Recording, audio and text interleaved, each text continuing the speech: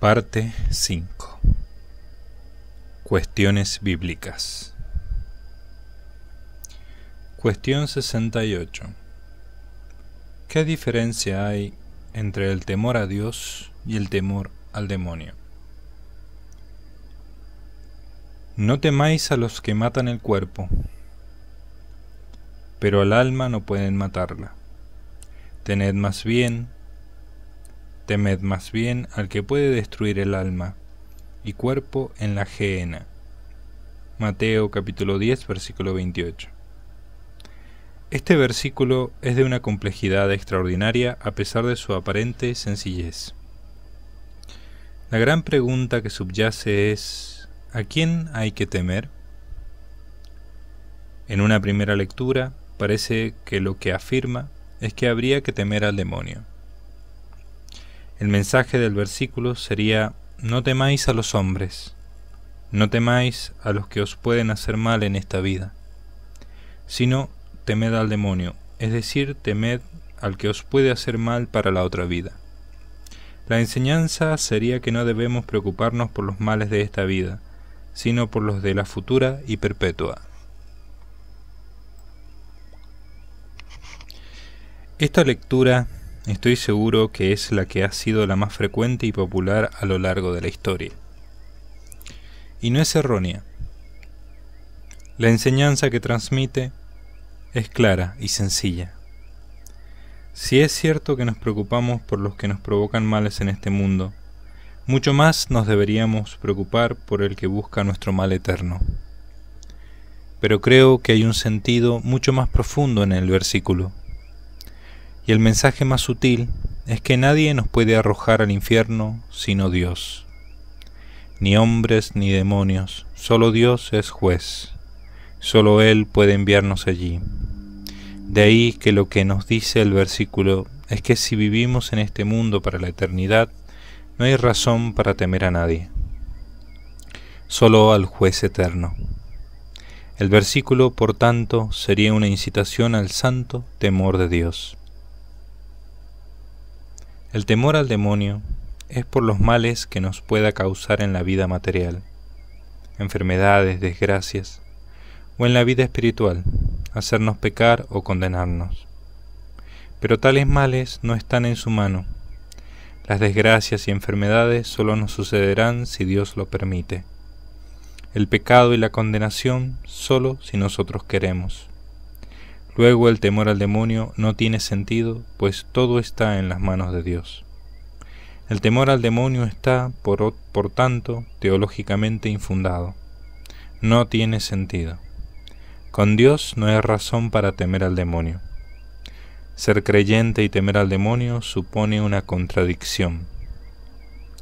El temor al demonio supone una cierta falta de fe en la omnipotencia de Dios, una cierta desconfianza en su cuidado amoroso y una cierta ofensa a su santidad. Pues un Dios que permitiera sin razón alguna el sufrimiento de sus hijos sería un Dios injusto. El temor al demonio es malo, por tanto. Hablo, por supuesto, del temor consentido, no del sentimiento. El sentimiento de miedo hacia ese ser es para algunas personas inevitable, y por encima de sus fuerzas, como para otras lo es el temor a las alturas o a las serpientes. Si el temor al demonio es malo, el santo temor de Dios es un don del Espíritu Santo. Es el temor de ofenderle, el temor de perderle, y sobre todo, el temor que nos produce comparecer ante la santidad de su presencia, sabiendo como lo sabemos que somos, nada e indignidad. Algún día en el reino de los cielos ya no temeremos ni perderle, ni ofenderle, pues será imposible, pero todavía mantendremos por toda la eternidad el santo temor de Dios, ni contemplándolo cada día, ni contemplándolo como Padre, perderemos ese santo don. Por el contrario, entonces seremos todavía más conscientes de la infinita distancia entre su altura y nuestra poquedad.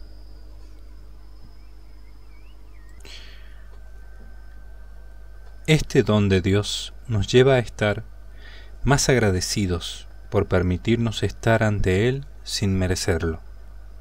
Es un temor no malo, sino bueno, no contrario al amor, sino que lo perfecciona. Por supuesto que hay un temor malo de Dios, que lleva a la desesperación. De ese miedo habla San Juan en su epístola. Ese miedo lo incita al demonio, mientras que el temor de Dios es un don del Espíritu Santo.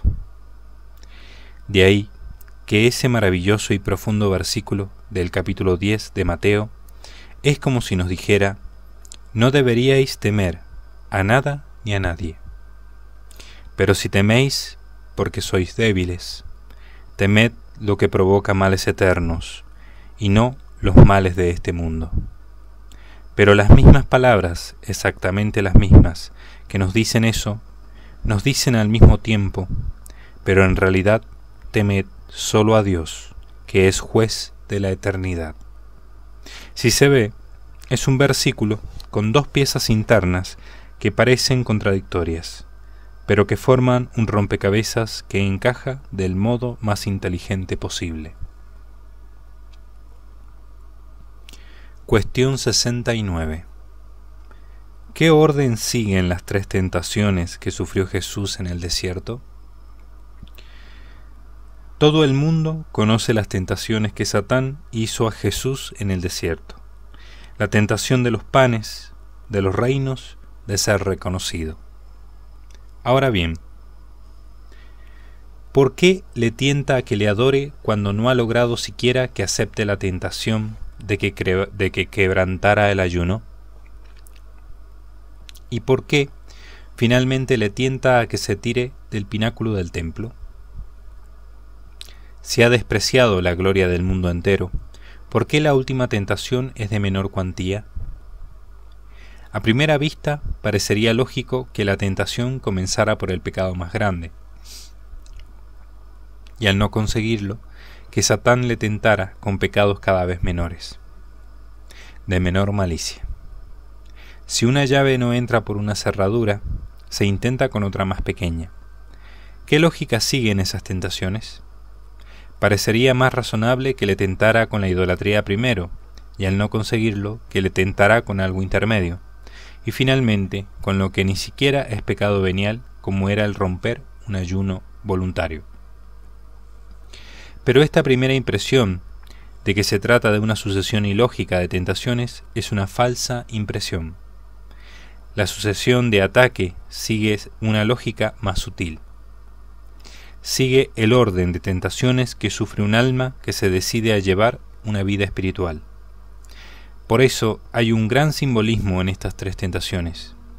El demonio primero tienta con tentaciones de la carne, simbolizadas en el pan. Esta tentación simboliza lo que en ascética se llama la noche del sentido. Si un alma resiste este tipo de tentaciones, todas las de los apetitos corporales, ya no hay razón para continuar tentando en un campo en el que el alma ya se ha fortificado suficientemente. Pasada la noche del sentido, el diablo tienta con el mundo. El santo siente la belleza del mundo, los atractivos de ese mundo que ha dejado. Esto es símbolo de la noche del espíritu. En la noche del espíritu no se tienta con tal o cual delectación concreta, sino que la tentación entonces es el mundo entero en el que uno vive, pero del que ya no se goza. Si se resiste a esta prueba, ya solo quedará la posibilidad de la soberbia. Una vez que uno ha sobrepasado la noche del espíritu, el último peligro que queda es la soberbia, por los propios dones recibidos. Por eso, la última tentación va contra la humildad.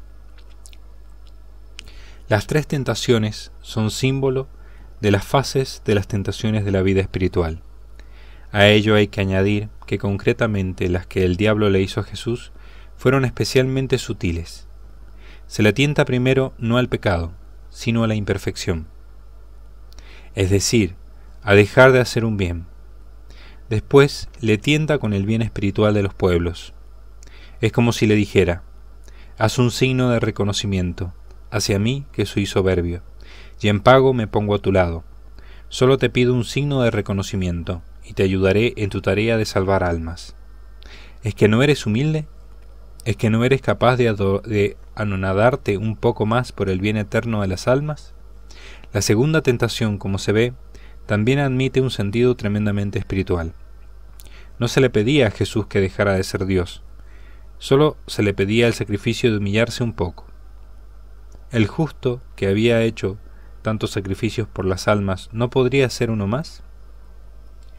Es la tentación de hacer un pequeño mal por lograr un grandísimo bien.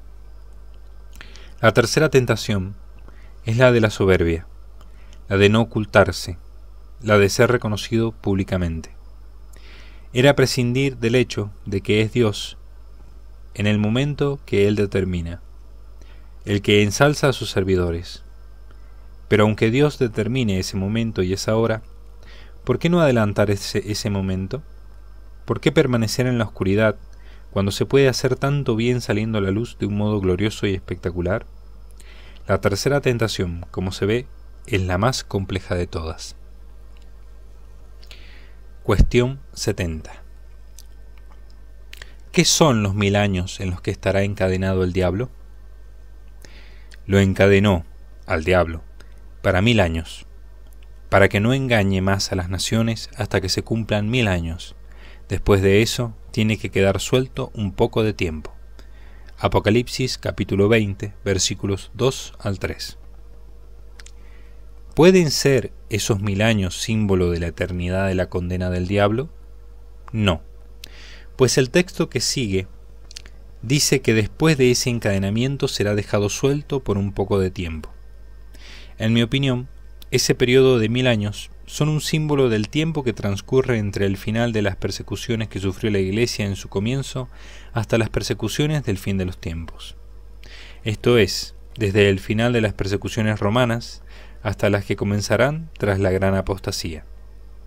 Como es evidente, la Iglesia ha sufrido muchas persecuciones, desde el término de las persecuciones del Imperio, pero tanto las del comienzo como las postreras, las descritas en el Apocalipsis, tienen una característica: su universalidad. También se podría entender de un modo secundario, es decir, como símbolo accidental, que esos 1000 años son el tiempo de la cristiandad. La cristiandad es un concepto técnico de significado muy concreto, y que duró desde la proclamación del cristianismo como religión oficial en tiempos de Teodosio hasta la rebelión protestante. Después de un milenio de cristiandad, esa realidad se quebranta. Los cristianos se dividen, y la división de los cristianos favorece la acción del demonio. En mi opinión, esos 1000 años son símbolo de lo dicho al comienzo de esta cuestión, pero este segundo sentido también se puede aplicar, pero como un símbolo secundario dentro del símbolo primario.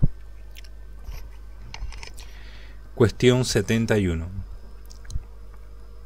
¿Qué significado tenía el envío de la oveja a Azazel que aparece en el libro del Levítico? A Aarón echará suerte sobre los 2 machos cabríos, una suerte para Yahvé y otra suerte para Azazel. A Aarón apoyará sus 2 manos sobre la cabeza del macho y confesará sobre él de todas las faltas de los hijos de Israel, así como de todas sus transgresiones y todos sus pecados. Los depositará sobre la cabeza del macho cabrío y lo enviará al desierto por medio de un hombre preparado al efecto. El macho cabrío llevará sobre sí todas las iniquidades de ellos y se le dejará libre en el desierto. Respecto a quien condujo el macho cabrío hacia Azazel, lavará sus vestidos, bañará su cuerpo en el agua. Levítico capítulo 16, versículo 8 y versículos 21 al 22 y versículo 26. Esta extraña entidad llamada Azazel era misteriosa pocos siglos después incluso para los mismos judíos.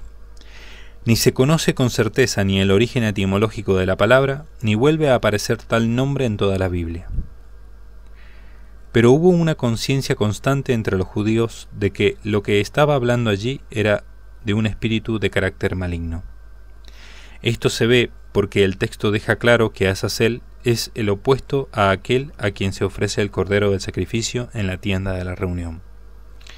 Un cordero, el de Yahvé, es el cordero sin mancha, limpio de defecto, que se ofrece con todos los ritos.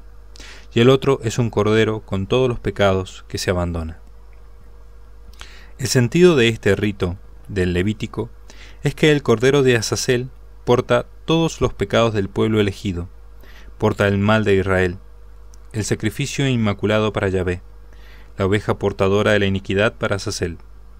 Es como si se concentrara el pecado en un ser que Satán va a devorar, al estilo de la bola de grasa y pelo que traga el dragón del libro de Daniel en el capítulo 14. Este pasaje de la oveja de Azazel y el del dragón de Daniel, en mi opinión, son como dos piezas que, encajadas a la luz del Nuevo Testamento, se complementan ofreciendo un nuevo sentido mucho más profundo. Cristo sería la oveja abandonada a Azazel, oveja que porta todos los pecados y que es devorada por el dragón, pero que una vez devorada hace reventar el seno de Satán. Cuestión 72. ¿Por qué la Sagrada Escritura dice que los demonios están en las regiones del aire? Vestíos la armadura de Dios, para que podáis resistir las estratagemas del diablo, porque no entablamos el combate contra una criatura humana, sino contra los principados, contra las potestades, contra los dominadores de este mundo tenebroso, contra las fuerzas espirituales del mal que están en las regiones del aire. Carta a los Efesios, capítulo 6, versículos 11 al 12. La Sagrada Escritura, al hablar de los demonios, siempre los sitúa en uno de dos lugares: o en el infierno, es decir, en lo que está debajo, pues eso significa infierno, o en el aire. Al decir que están en el aire, lo único que se quiere expresar es que pueden estar en todas partes, que no se desplazan como nosotros sobre la tierra, sino que se mueven con completa libertad. San Pablo vuelve a mencionar esto al llamar al diablo el jefe de la autoridad del aire. Carta a los Efesios, capítulo 2, versículo 2. Aunque este versículo cabe traducirlo también como el dominador del poder del aire. Cuando la Sagrada Escritura dice que algunos están en el infierno, ¿está queriendo decir que no están tentando entre los hombres? Probablemente signifique eso. Lo que no parece es que haya diferencia de sufrimiento entre ese estar en el infierno y estar entre los hombres tentando. Cuestión 73. ¿Por qué en la Sagrada Escritura Dios llama al diablo el príncipe de este mundo? En ciertas ocasiones la Biblia utiliza para referirse al diablo expresiones que pueden parecer excesivas. Sin embargo, todo en el libro sagrado está perfectamente medido. Dios es el Dominus, Señor, y el Rex, Rey. Estos dos términos siempre están reservados a Dios en la Sagrada Escritura. Solo hay un Rey y un único Señor. Es decir, solo hay un detentador del poder y un único detentador de los derechos.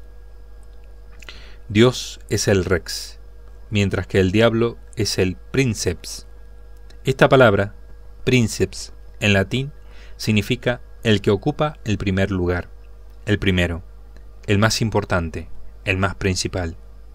Existe una larga tradición que se remonta a los santos padres, que considera que el diablo, antes de revelarse, era el más poderoso y bello de todos los ángeles. Aunque esta tradición es extrabíblica, hay ciertos versículos que de un modo oscuro estarían en consonancia con ella. Así, por el ejemplo, la Sagrada Escritura, al denominarlo príncipe de este mundo, está queriendo decir, sin dejar lugar a dudas, el más importante de este mundo. Cuestión 74. ¿Por qué el demonio Asmodeo huye al quemar Tobías el corazón y el hígado del pez? Ya se ha dicho antes que no hay poder alguno en la materia para poder influir en el espíritu. También se han hecho las matizaciones pertinentes a esa afirmación. Dicho lo cual, habría que decir que lo que habría expulsado a Asmodeo no sería, propiamente hablando, la virtud íncita en el corazón e hígado del pez, sino la obediencia de Tobías al hacer lo que el ángel le pidió. Es la obediencia, y no aquellas entrañas, lo que provoca el exorcismo. O dicho de otro modo, no es aquella materia, sino el poder de Dios el que expulsa al demonio. De la misma manera, cuando Dios, en el Antiguo Testamento, mandó que para la purificación de los pecados se sacrificara un cordero en el altar del templo, Él sabía que la materialidad de esa muerte no perdonaba nada, ni tenía ningún efecto espiritual, sino que era la obediencia al Dios que mandaba ese rito la que purificaba y la que provocaba efectos espirituales. El rito en sí no purificaba. El rito era la verificación de esa obediencia. Esta cuestión acerca de las entrañas del pez es muy útil para recordar que en el ejercicio del ministerio del exorcismo hay que evitar toda tentación de caer en cualquier tipo de especie de prácticas mágicas, aunque su contenido sea cristiano. Es el poder de Dios lo que expulsa al demonio, lo que vaya más allá de la simplicidad de insistir en la oración y de la sencilla aplicación de cosas bendecidas sobre el cuerpo del poseso, lo que va más allá de la llana transparencia de la fe, es materia no sólo peligrosa, sino errada. Pues es caer en prácticas mágicas con la excusa de que lo estamos haciendo con objetos bendecidos u oraciones dirigidas a Dios. Sería algo mágico, por ejemplo, el que el sacerdote dijera que para liberar a alguien del demonio hay que aplicarle una mezcla de óleo sagrado con agua bendita e incienso en polvo durante 4 domingos seguidos, y que cada vez que se haga se tiene después que recitar el Padre Nuestro de pie y otro de rodillas. U otro ejemplo de práctica mágica con elementos cristianos sería, por ejemplo, decir que hay que rezar una determinada oración 7 veces y que tras cada recitación hay que darle a beber agua bendita, y después mirar a la Virgen juntando las manos y recitando 3 veces el Gloria. Todo esto, aunque sea con objetos cristianos, sería de hecho una práctica mágica, pues la eficacia de la liberación ya no se pondría en la fe en Dios, en la oración, simple dirigida a Él con la confianza de un niño que pide a su padre, sino que la eficacia habría pasado a la materialidad de un objeto que debe ser aplicado de un modo extremadamente determinado para que funcione la oración. Cuestión 75. ¿Hay algún símbolo en ese corazón e hígado del pez de Tobías? Podemos hacer una lectura simbólica de lo que hace Tobías con el demonio Asmodeo, entendiéndolo como una alegoría de la acción de Jesús respecto al diablo. No en vano Tob en hebreo significa bueno. La lucha entre Tobías y el pez sería alegoría de la lucha entre el bueno por excelencia, Jesús, y el Leviatán. El Leviatán es símbolo del diablo, pero bajo atributos de monstruo marino. Cristo vence y le arranca el corazón y el hígado, y los quema. Esto produciría el exorcismo del mundo, la conjuración del mal en el mundo humano, es decir, el poder de Satán queda quebrantado tras la victoria de Cristo en la cruz. He visto a Satanás caer como un rayo, dirá Jesús. Por supuesto, el mundo no estaba poseído por Satán, es una imagen, aunque sí que yacía en las tinieblas. El matrimonio entre Tobías y Sara, liberada del poder del demonio, sería metáfora del matrimonio místico entre Cristo y la Iglesia.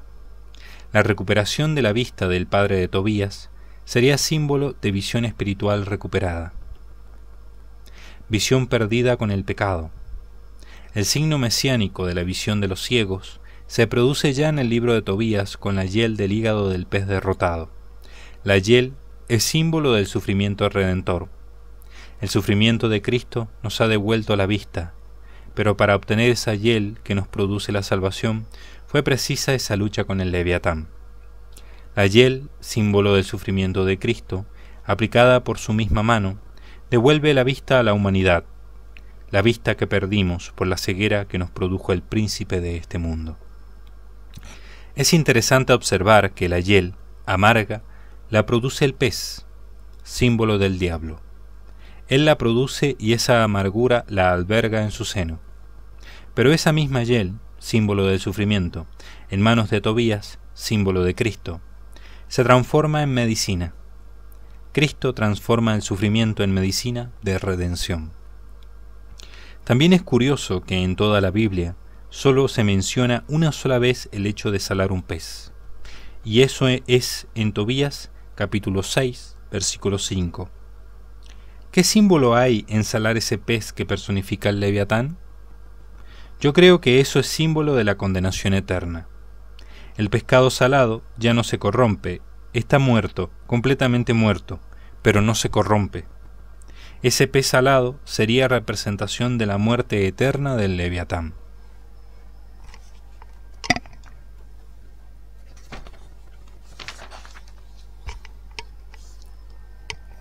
Cuestión 76. ¿Qué quiere significar San Pablo al decir que Cristo llevó en su cortejo triunfal a los demonios? Por ella, por la cruz, después de despojar Jesucristo a los principados y potestades, los exhibió públicamente, llevándolos en el cortejo triunfal. Carta a los Colosenses, capítulo 2, versículo 15. Cuando se habla aquí de principados y potestades, se está refiriendo a los ángeles pertenecientes a esas dos jerarquías que se rebelaron. Hay unos principados y potestades angélicos que se mantuvieron fieles, y otros principados y potestades que se tornaron demoníacos. ¿De qué se les despoja a los rebeldes? Del poder sobre la humanidad. Los demonios, gracias a los pecados de los hombres, habían estado ejerciendo sobre estos un verdadero poder. Esa influencia ejercida a través de la tentación quedará quebrantada gracias a la cruz. La cruz no es que se limite a debilitar el poder del demonio sobre la tierra, sino que queda completamente quebrado. La redención es una liberación como la del pueblo elegido de Egipto. El pueblo elegido ha escapado del yugo del pecado. Ese es el quebrantamiento de los principados y potestades. San Pablo, cuando dice que Cristo los ha llevado en su cortejo triunfal, está pensando en la imagen de los generales victoriosos entrando en la urbe, seguidos a pie por los caudillos enemigos derrotados. Esta imagen literaria lo que quiere expresar es que entre el Mesías y Satán hubo una verdadera lucha. Lucha espiritual, pero verdadera y auténtica lucha. De todas maneras, el cortejo de vencidos no fue como los cortejos materiales. Los espíritus no ocupan lugar, ni se les puede poner en fila, sino que la exhibición pública de la que habla San Pablo fue la exposición ante todos los ángeles y bienaventurados de todas esas victorias, una a una, que logró en esas batallas del espíritu contra los espíritus malignos. Cuestión 77. ¿Por qué se le llama al diablo el acusador? Porque ha sido expulsado el acusador de nuestros hermanos, el que los acusaba ante nuestro Dios día y noche. Apocalipsis capítulo 12, versículo 10.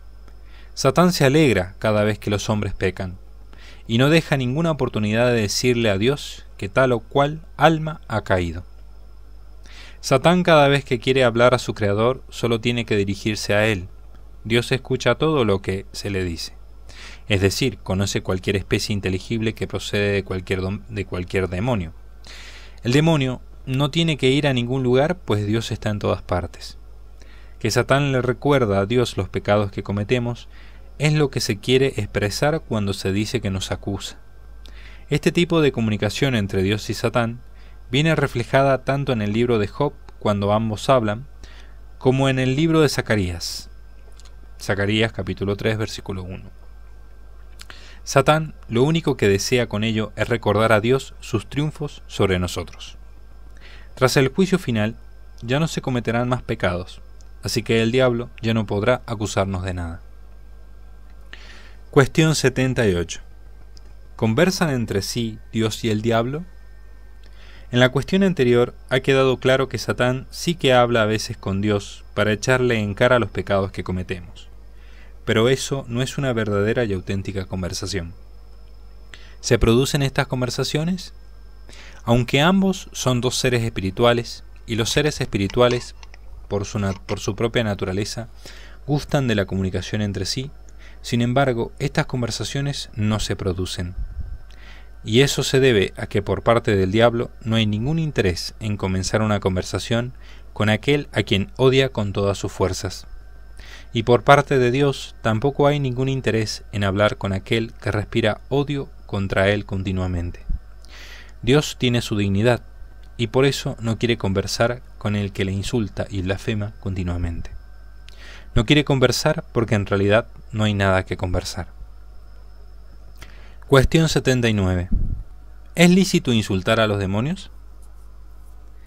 En la Sagrada Escritura podemos encontrar 3 versículos que están indudablemente relacionados si se colocan uno junto al otro.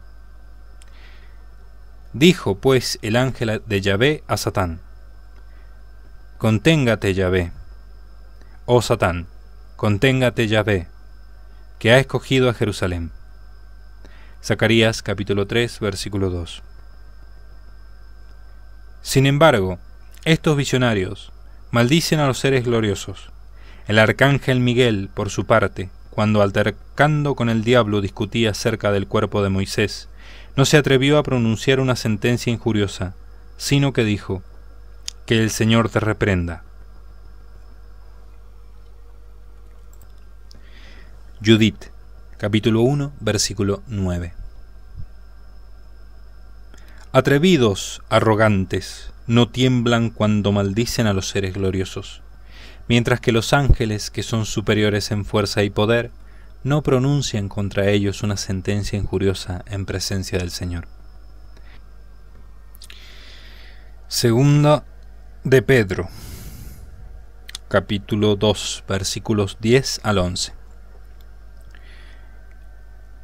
Los textos tanto de San Pedro como de la epístola de San Judas Tadeo son la prueba de que en aquella época hubo algún tipo de culto pagano que entre las cosas que practicaban en sus ritos estaba también el insultar a entidades espirituales malignas. Bien se tratara de daémones, genios, o quizá, más probablemente, de determinados eones, figuras espirituales que aparecerán en las doctrinas gnósticas.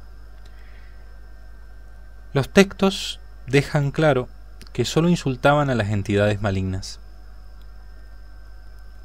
Sin embargo, ambos apóstoles censuran tal práctica, pues dirán que ni los ángeles insultan a los demonios, pues los demonios, aunque se hayan revelado, siguen teniendo una naturaleza gloriosa, muy superior a las naturalezas del cosmos material.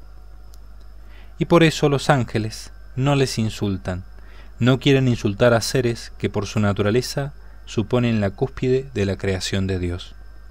Estos versículos interesantísimos nos muestran que es suficiente para atormentar a los demonios con que los ángeles pidan a Dios que Él les contenga o les reprenda, pues incluso los demonios, seres rebeldes, no pueden resistir el poder divino cuando refrena los poderes de su naturaleza, e incluso cuando mucho peor, les reprende. La reprensión de Dios debe ser algo terrible, puesto que los ángeles amenazan con ello a los demonios. Los ángeles están ante la presencia del Altísimo, y la santidad de Él es tan grande que no quieren manchar su boca con sentencias ofensivas hacia nada ni nadie. Por eso, en esos dos casos de los que hablan los dos apóstoles, se limitan a comunicarles que van a pedir a Dios que les contengan o reprendan. Los ángeles no insultan, solo desean amar y bendecir. Por eso la enseñanza de esos versículos es clara. Nadie debe insultar a los demonios. Nadie debe insultar a nadie, ni siquiera a los demonios. En los exorcismos se les llama serpiente, dragón, bestia inmunda, etc. Pero tales términos no son insultos, sino que se les dice lo que son, aunque ello les atormente. Se les dice la verdad para que no resistan más el sufrimiento que les produce huir la verdad y salgan. Pero se les dice eso sin odio, con autoridad e imperio, pero sin odio. El odio no serviría para nada. El odio no procede de Dios. Cuestión 80. ¿Por qué dice el apóstol Santiago que los demonios creen en Dios? En el seminario, cuando yo era un joven imberbe y todavía con abundante pelo sobre la cabeza, el profesor en una clase de Sagrada Escritura nos leyó el texto de Santiago capítulo 2 versículo 19. ¿Tú crees que hay un Dios? Haces bien, hasta los demonios creen, pero se estremecen. Y nos dijo que aunque el original griego usa el verbo creer, que en realidad lo que quería decir el apóstol era que hasta los demonios saben que Dios existe y se estremecen. La explicación del profesor me satisfizo completamente. No solo parecía congruente, sino que parecía la única explicación posible. Los demonios no podían tener fe. Ya sabían que Dios existía, pensaba. Sin embargo, una sola cosa no me dejaba del todo feliz. En todo este tema del verbo griego, ¿por qué el apóstol había usado una palabra si quería usar otra?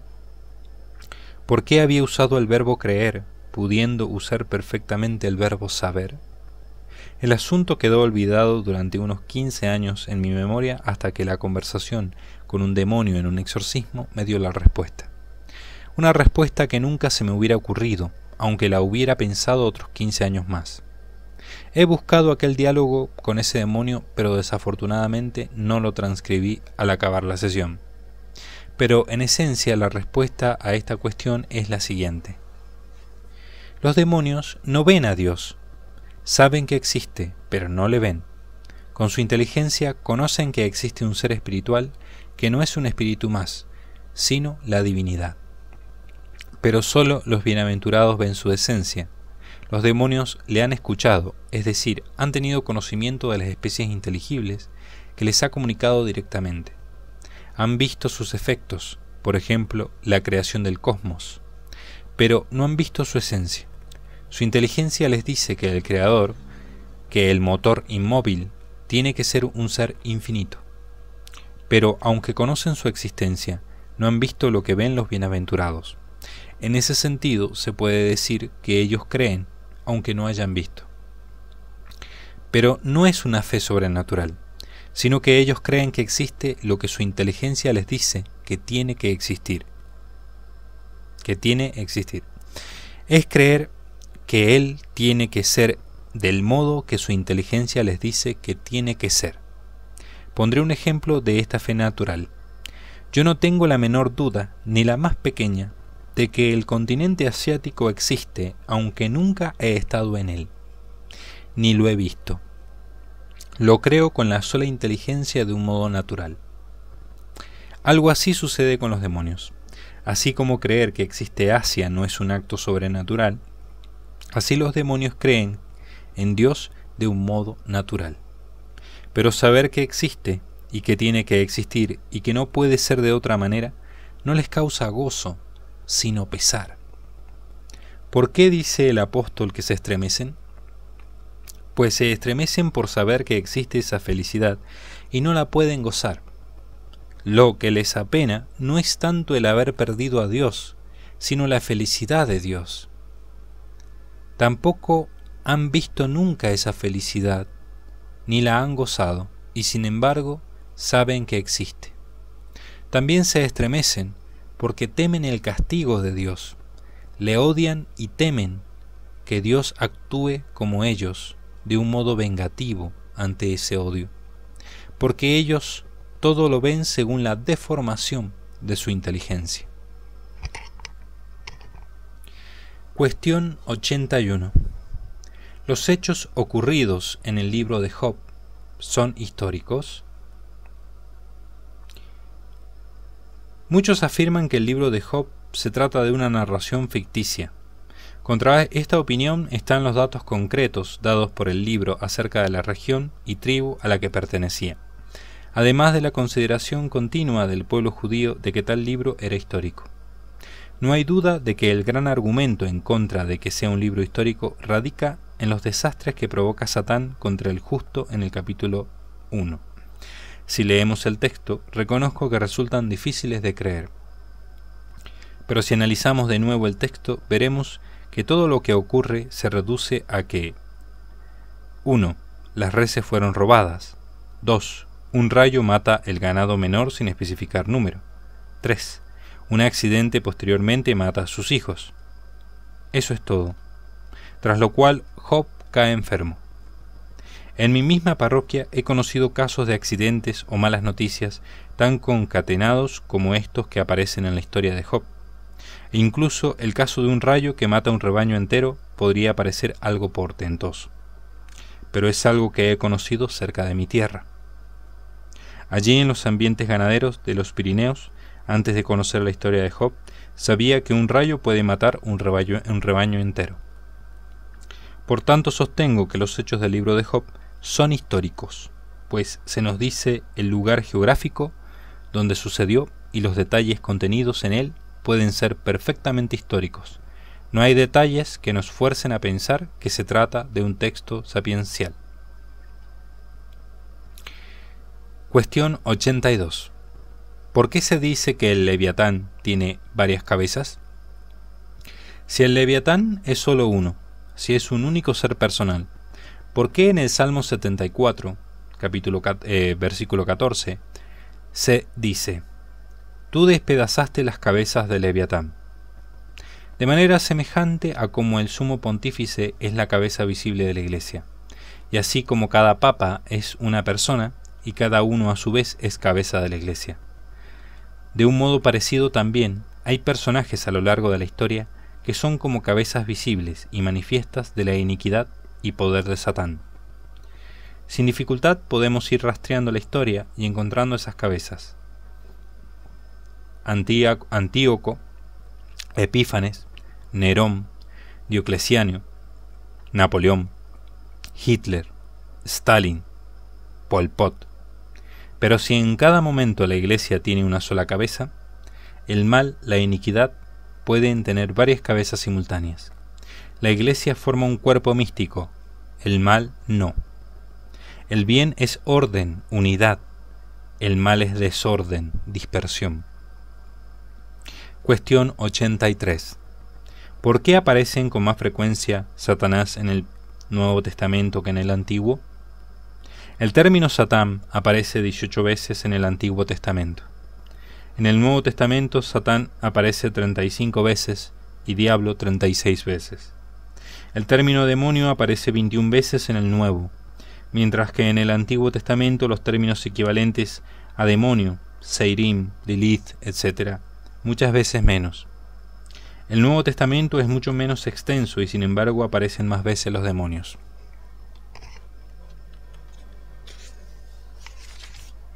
¿Por qué? Pienso que eso se debe a que Dios no quiso infundir miedo en el pueblo elegido. Tampoco quiso dar ocasión a que se implantara la falsa creencia de un dualismo en igualdad de condiciones. Un Dios del bien y un Dios del mal. El paralelismo al que se hubiera prestado ese dualismo hubiera sido fácil. Un Dios del bien con sus ángeles y un Dios del mal también con sus ángeles. Por eso Dios no solo silencia bastante la figura de los demonios, sino que va incluso más allá. No solo la figura central será Dios, sino que el mundo angélico aparecerá en contadas ocasiones, para no dar pábulo a idolatrías. Sin embargo, en el Nuevo Testamento, la revelación puede ser ya completada y se muestra de un modo más profundo la existencia de este mundo espiritual. Cuestión 84. ¿El anticristo es el diablo? Muchos, incluso clérigos, identifican la figura bíblica del anticristo con la del diablo. Tal cosa es un error. El anticristo es presentado en el Apocalipsis siempre como un hombre. Expresamente en Apocalipsis capítulo 13, versículo 18, se dice que el 666, el número del anticristo, es número de un ser humano. Luego, si es un ser humano, no es un espíritu. El anticristo no es el demonio, por tanto, sino un hombre que propaga el odio, la guerra y el mal. Nerón, Napoleón y especialmente Hitler son figura y bosquejo del anticristo definitivo y perfecto. También nos aclara mucho la figura del anticristo su mismo nombre, anticristo. Es decir, se trata de la figura contraria a Cristo. Cristo era un hombre, el anticristo también. Cristo extendió el amor, la paz, la misericordia. El anticristo extenderá el odio, la guerra, la venganza. Ambos hicieron portentos en vida. Ambos tendrán sus seguidores. Uno es figura humilde que acaba crucificado. El otro es una figura soberbia y triunfante. El uno tiene un padre que es Dios. El otro tiene un padre que es Satán. Cuestión 85. ¿Puede tener un hijo Satán? No. Es completamente imposible que un espíritu tenga un hijo. El espíritu no puede procrear carnalmente. Al ser inmaterial, no puede fecundar nada. La idea que aparece en tantas novelas y películas de que al final de los tiempos el diablo tendrá un hijo suyo que será el anticristo, no solo es extrabíblica, sino teológicamente imposible. Si se apareciera con apariencia corporal, ello no deja de ser una mera apariencia. Esa apariencia no es su cuerpo, pues no tiene cuerpo. La apariencia con que se manifieste es algo completamente externo a su ser. Alguien podría pensar que es posible aparecerse con una apariencia corporal y en el interior portar un óvulo tomado de una mujer, o un espermatozoide tomado de un hombre, y que así sí que sería posible mantener una relación. Esta posibilidad nunca se ha dado en la realidad, pero aunque se diera, el problema de la imposible paternidad del diablo sigue siendo insoluble, pues esa apariencia corporal sería mera portadora de una semilla ajena. Aunque tuviera una relación en que o fecundara a una mujer o fuera fecundado ese óvulo, el problema seguiría siendo el mismo.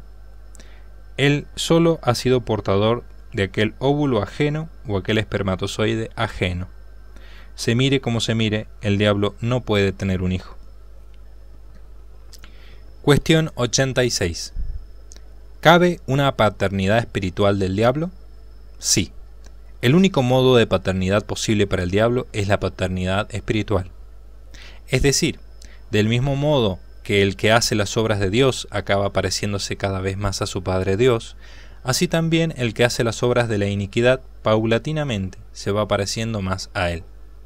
En este sentido, sí que existe una paternidad espiritual. Y por eso en Hechos, capítulo 13, versículo 10, se dice del mago Bar-Jesús, que era hijo del diablo. Y por eso también San Juan dice en Primera de Juan, capítulo 3, versículo 8, el que comete el pecado procede del diablo. Y en Primera de Juan, capítulo 3, versículo 10, se dice, en eso se muestran los hijos de Dios y los hijos del diablo. Y el mismo Jesús, en Juan, capítulo 8, versículo 44, dice, vosotros sois hijos de vuestro padre, que es el diablo. Cuestión 87. ¿La bestia del Apocalipsis es el diablo? No. El Apocalipsis distingue muy bien entre tres figuras: el anticristo, la bestia y el dragón, o serpiente. El anticristo es un hombre, la bestia es un poder político, una gran nación que lleva la guerra a los confines del mundo, y el dragón o serpiente, que es el diablo. Todos los versículos del Apocalipsis están escritos de acuerdo a esta distinción nítida, y en ningún momento del libro hay conflictos ni ambigüedades entre estas tres figuras. Aunque en algún momento entre la figura de la bestia y del anticristo hay cierta identificación, pues el anticristo es la cabeza de la bestia. Cuestión 88. ¿Qué significa el 666? Todo el mundo da por supuesto que el 666 es el número o símbolo del diablo. Pero de este número aparece en un solo versículo. Apocalipsis 13, versículo 18. Se dice que es el número de la bestia, pues es número de un ser humano. Luego, no es el número del diablo, sino el del anticristo. Centenares de personas me han preguntado a lo largo de mi vida qué significa este número y a quién corresponde. Siempre les contesto que está muy claro. Cuando llegue el fin de los tiempos, ya se sabrá. Es un mensaje cifrado para reconocer al anticristo. Hasta que no llegue, no tiene ningún sentido hacer especulaciones.